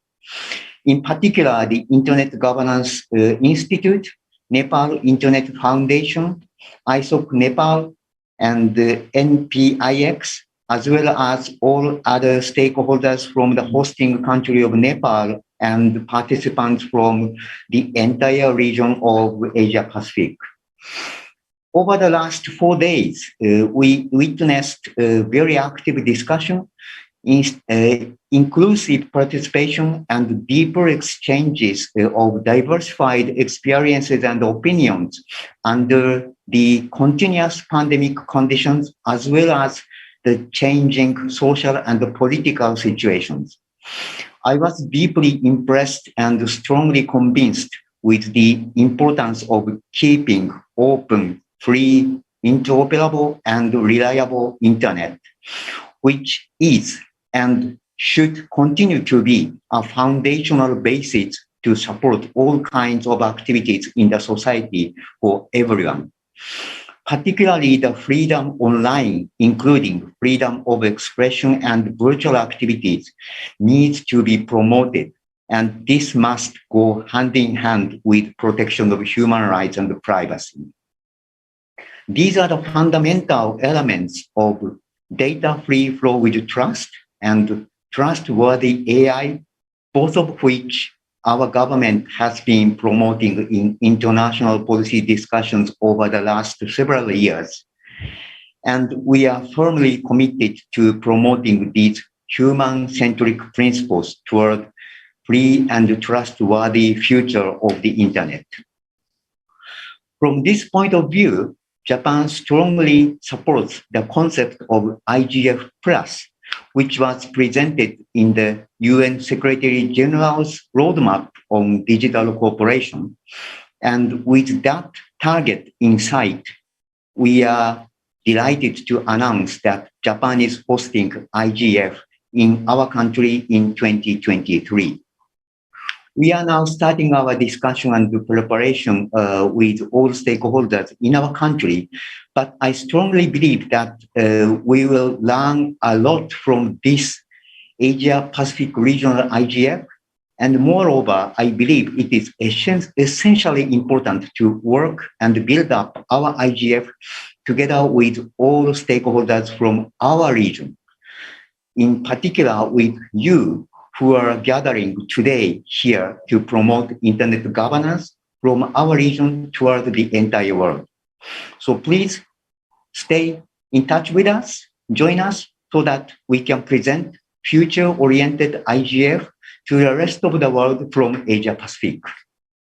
With this said, I again congratulate the great success of this regional IGF conference this year and look forward to working continuously with all of you and to seeing all of you in Japan in 2023. Thank you very much. Thank you, Mr. Yuichi Lida. Definitely we'll be waiting for IGF 2023 in Japan, and we hope we'll have a very good delegation or representation in Japan. Now, I would like to request our chief guest, Secretary of Office of the Prime Minister and Council of Ministers, Mr. Dhanraj Gewali, for his closing remarks.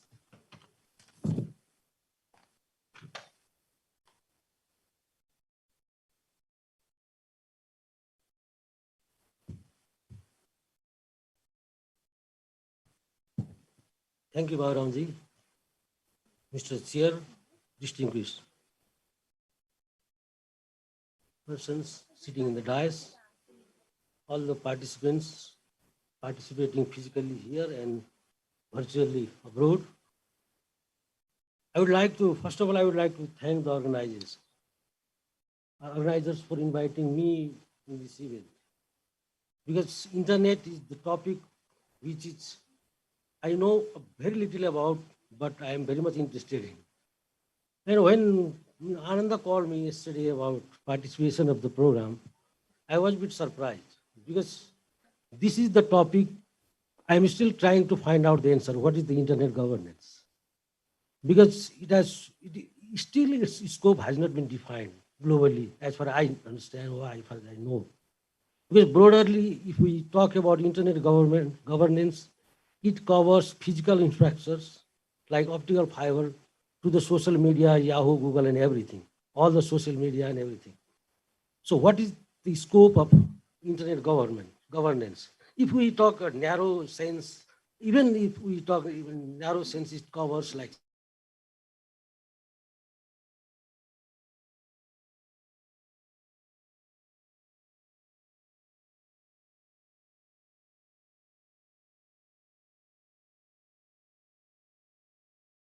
governance of internet, because it is still in discussion what should be the best model for the internet governance. So it was quite interesting to know that this type of event is happening and you are inviting me. So I instantly agreed to participate in this event, and it was very good that I came half an hour earlier so that I could participate in the previous session as well. So that gave me some understanding or understanding about the objective of this very event. So yeah, it is, as I said, because who is to govern internet? And who is like, what is the sovereignty? Who has the sovereignty over the internet? Because when I was like studying masters in 2008, I think I read one of the article which said like no sovereignty has any right over the cyber. It is over boundary free. No governments have any right to control the cyber space or internet. Now, can we agree that?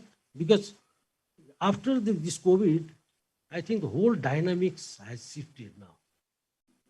It has like positive as well as certain serious issues have emerged after this COVID. The use of internet during this COVID-19 pandemic.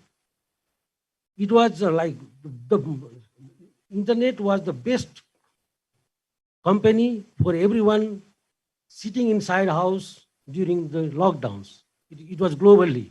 And the same time, certain new problems like child pornography, excess gambling, and other problems emerged during this lockdown, sitting inside your house.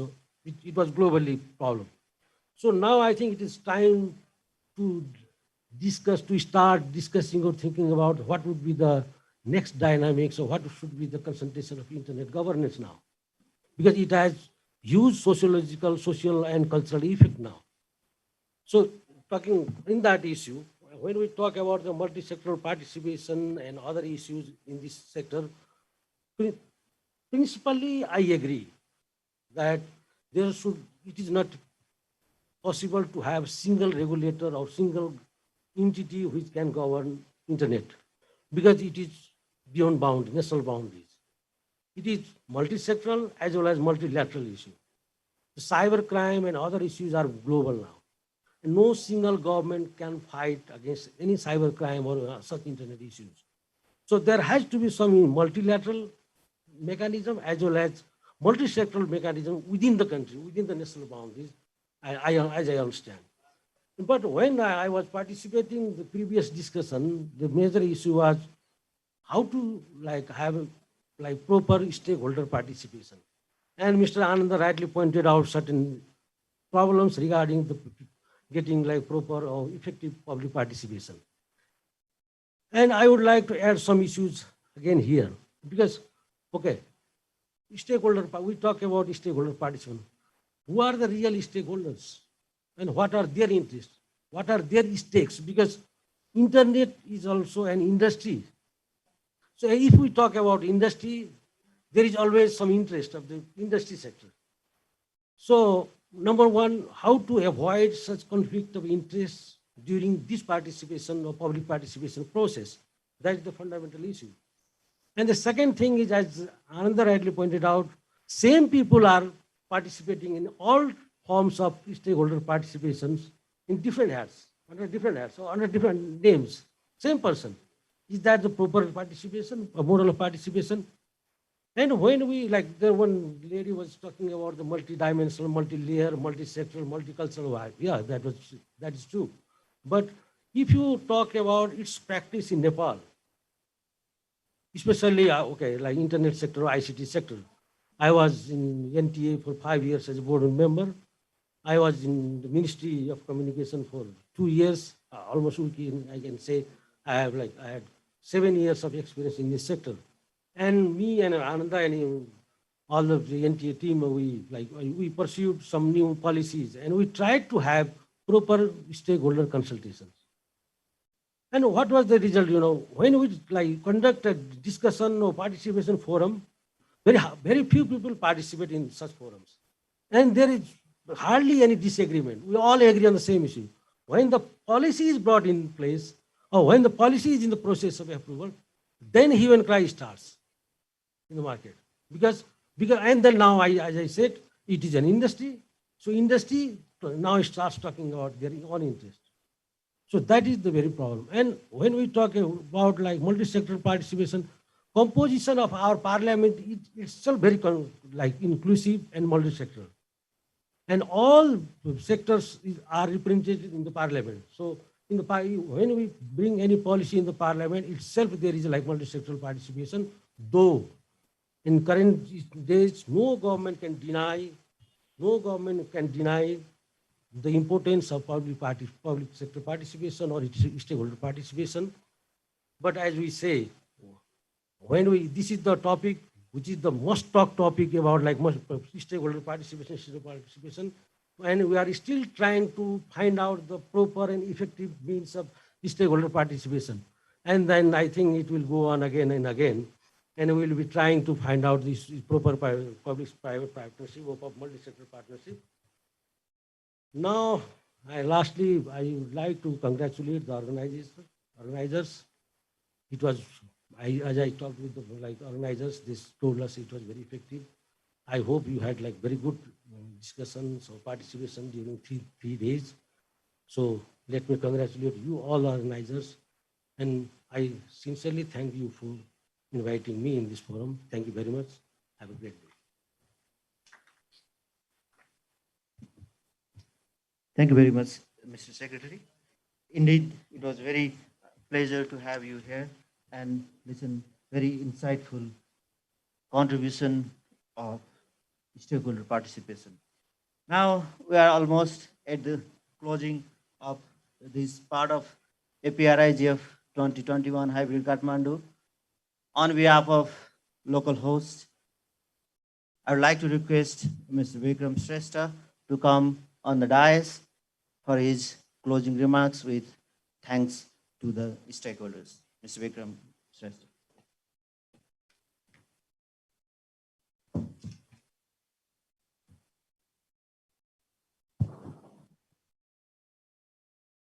Thank you, Bavram.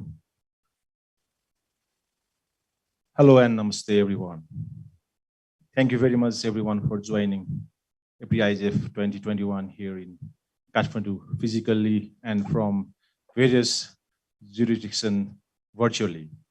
Finally, we came to end of this 12th edition of APrIGF 2020 Hybrid Kathmandu. The theme of the year was Together Towards an Inclusive, Sustainable and Trusted Internet.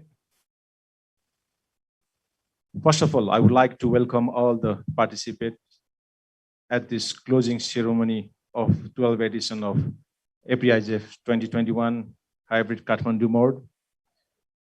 We were supposed to host APrIGF 2020, but forced to move virtually due to COVID-19 pandemic. This year also uncertain, but last moment we have able to manage host physical only for local community with the support from all the MSG members, supporting organization, sponsors, and well-wishers from Nepalese community.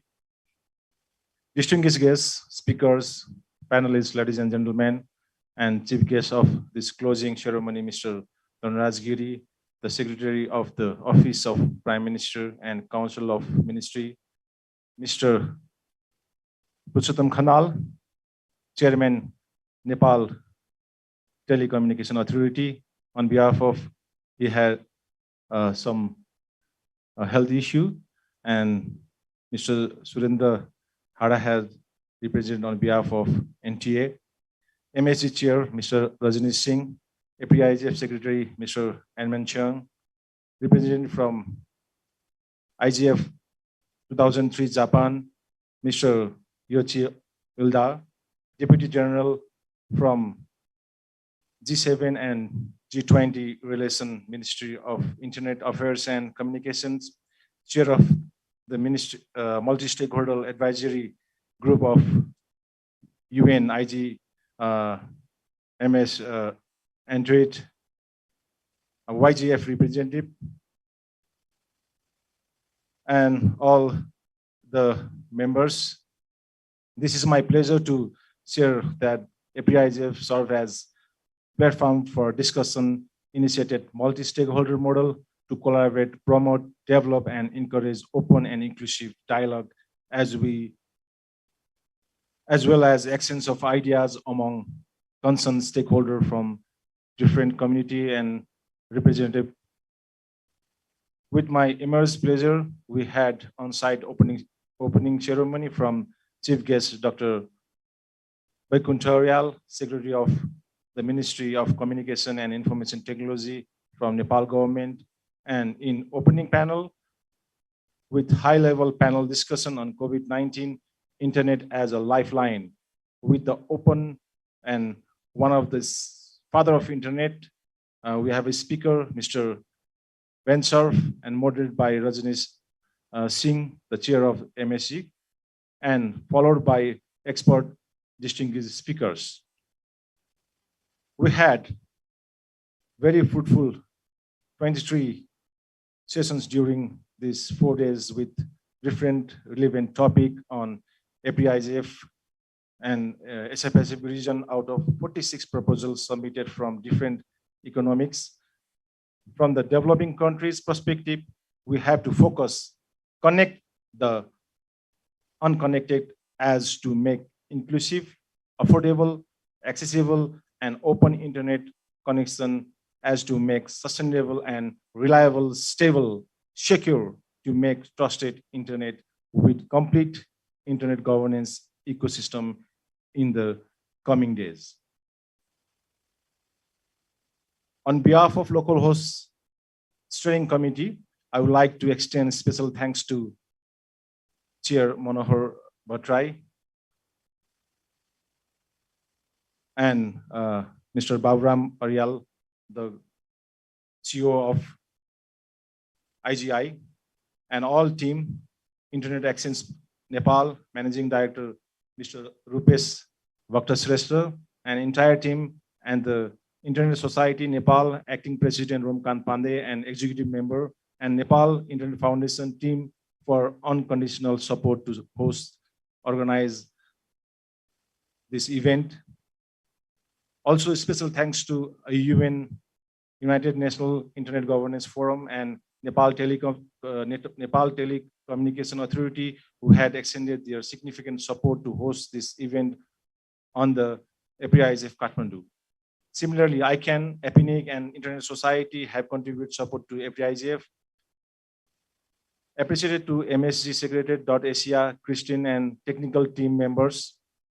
Appreciate to international participants, partners, CCAOI, APSIC, APIRALO, DFE, DEF, Learn Asia, ISOC Islamabad, ISOC Calcutta, ISOC Delhi chapter.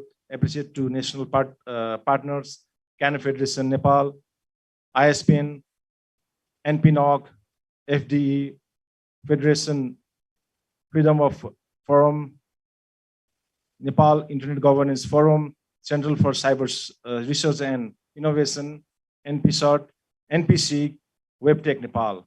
I would like to thanks with the valuable local sponsors, FONSOP International, Holding Communication, Binet Communication, Thakral One Nepal, Nepal Telecom, Subisu CableNet, Digital Net Solutions, Khalti, Lenden Sewa, BizBazaar.com are sponsors for this local host. Binet and WorldLink additionally contribute online and in this internet connectivity, and LOSGA arranged the cultural program of the opening ceremony at the last preparation. We had a big plan to welcome the entire international participation in Kathmandu for this edition of APrIGF. Unfortunately, due to COVID-19 pandemic, we were forced to go to this hybrid mode. Though still the risks of COVID-19 is around, we have planned a very brief opening and closing ceremony, and with short musical program with social event in the evening. Okay, now finally, I would like to thank all international participants, chair and vice chair of APrIGF, Edmond Chong, CEO of .Asia and head of Asia Pacific Regional Secretary, and Christian, and all MSG Secretary staff, YGF representative, UN representative, and all MSG members for your valuable contribution. Last but not the least, I would like to congratulate and best wishes to upcoming leaders, Anju Mangal and as a chair, and Wakas Wishen as vice chair. for next term. Thank you. Thank you very much.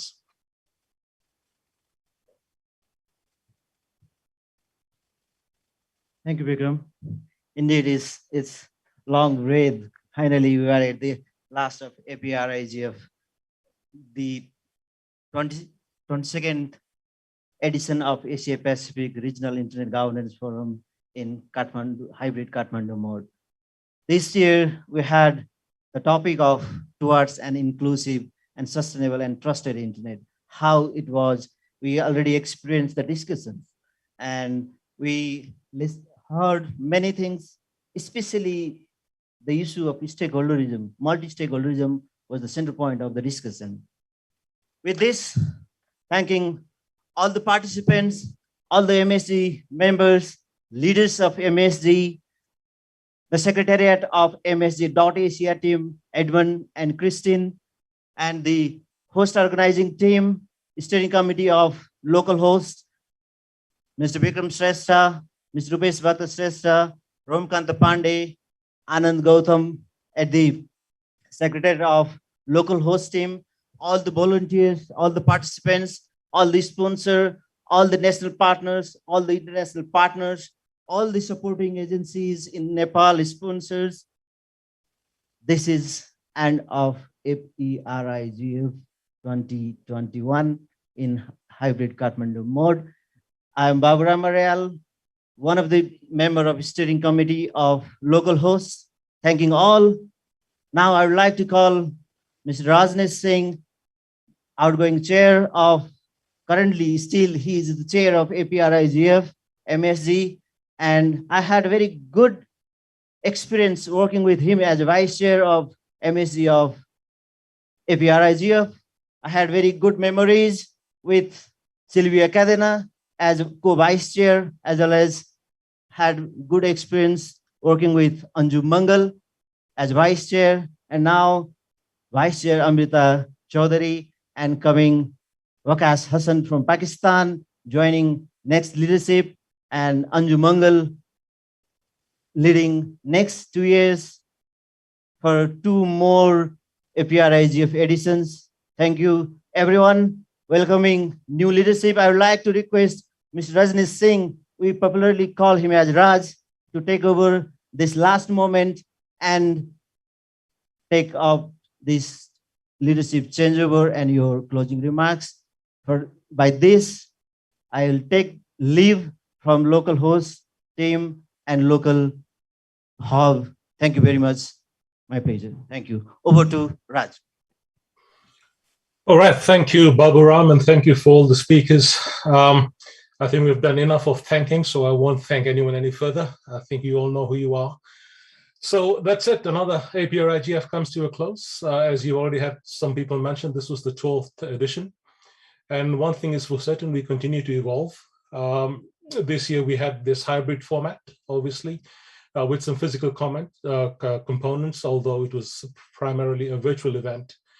I would also like to acknowledge our friends in Nepal for sticking with us for the last 2 years. This was supposed to be there last year as a physical event, but obviously a pandemic put the stop to that. As well, our sponsors. Again, you've already had their names, but without sponsorships, obviously events like these are not possible. We've had some interesting learnings from this hybrid mode and the virtual mode we've been in for the past 2 years. And I would say that perhaps future events would also be in some sort of hybrid format, because it's quite obvious that it allows great inclusion, particularly for people who can't make it physically to events due to various reasons. There is a continuous learning experience, obviously. We have had some learnings from this year as well, and we will look forward to see how we can implement them going forward. But what I want to focus on is that, we can't do this without the community. So therefore, we seek your feedback to help make APrIGF better. During the opening, I said that, this is your regional IGF, and what we do should be reflective of the community's needs. And more so to ensure that, we have an inclusive, sustainable, and trustworthy internet that will serve us for generations to come. We are already seeing a greater diversity in participation. I think from some of the numbers that Edmund presented earlier, that's quite obvious. And particularly that's improved in recent years. And I look forward to seeing how we can, together with you, further improve this going forward. I want to make a special mention to our APrIGF fellows this year. They have been a very, very active bunch, and I see many in the group who may very well be future leaders in the wider community. To you fellows, thank you for being a part of APrIGF, and I hope you stay engaged and continue contributing. I hope to meet some of you in person, or all of you in person, in the not too distant future. But most importantly, I look forward to you becoming the leaders of tomorrow. Thank you all to the participants and session organizers. Obviously, you helped make APrIGF a success. Without you, this would not be possible. To you as well, please consider staying engaged and play a more active role if you're able to. And it would be remiss of me not to remind you that the synthesis document is open for comments. So please do contribute. The link is on the website. It's very important that we capture views from the region on internet issues. Maybe some of your views were not expressed in the sessions, but the synthesis document is your opportunity to make your views and opinions known to the wider global internet community.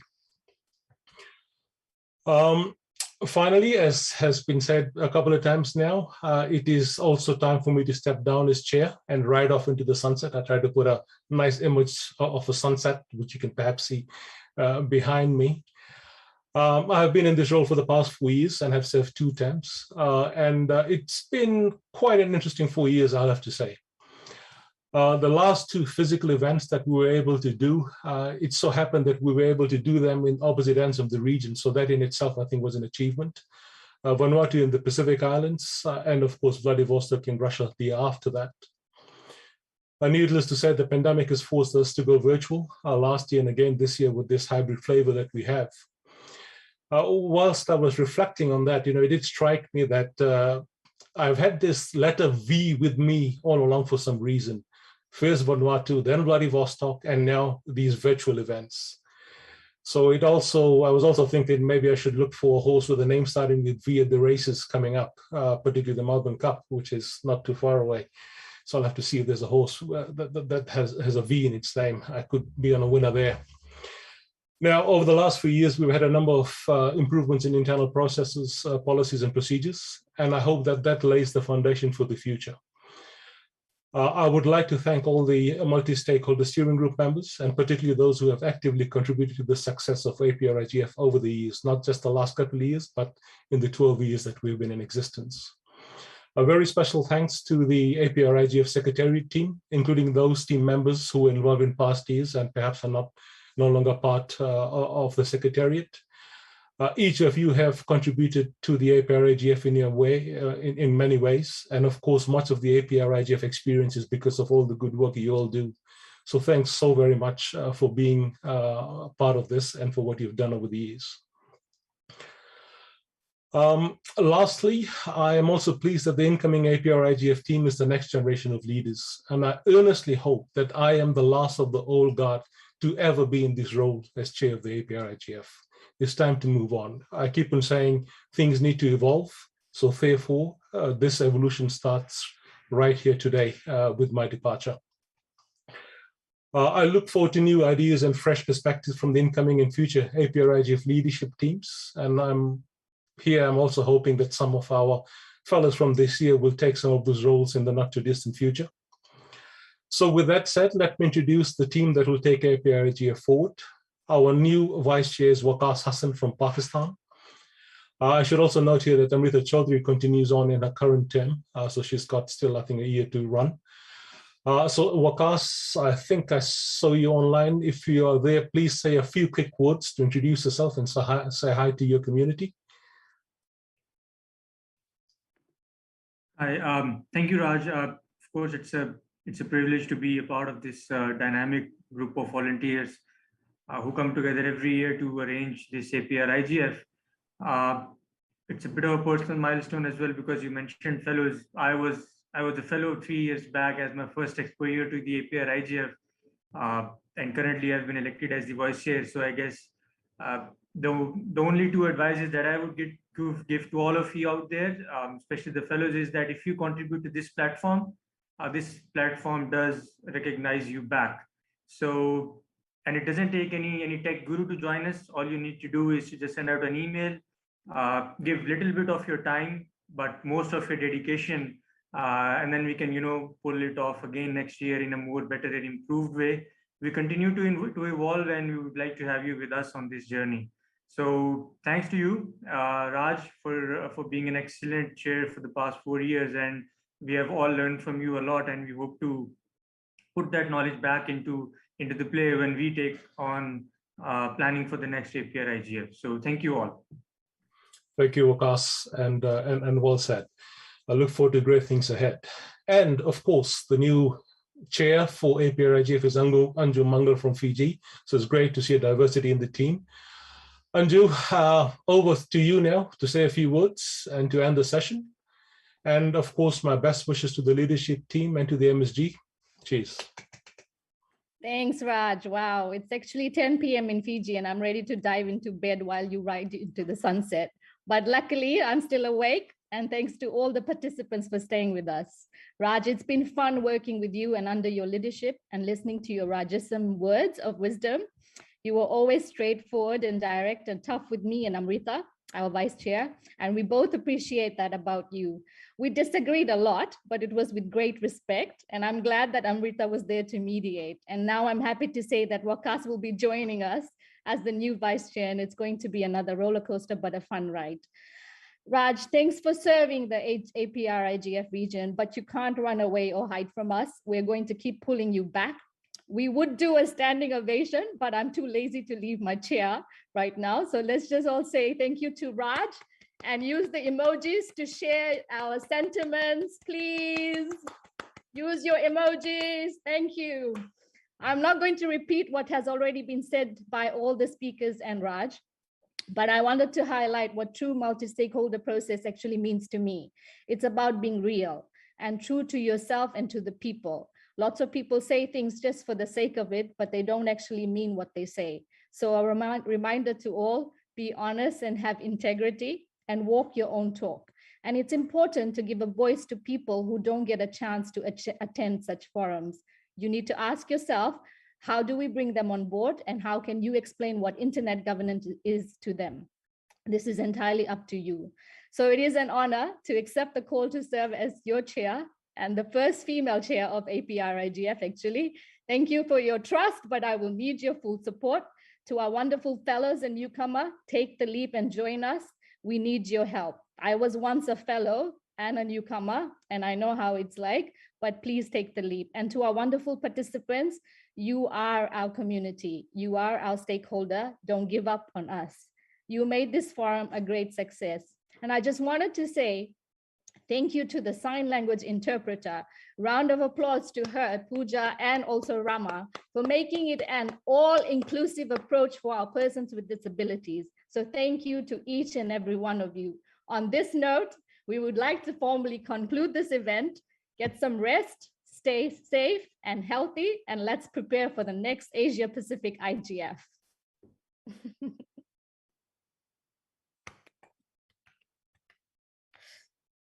Bye, everyone. Thank you. Bye. Bye. Bye-bye. Thank you. Goodbye.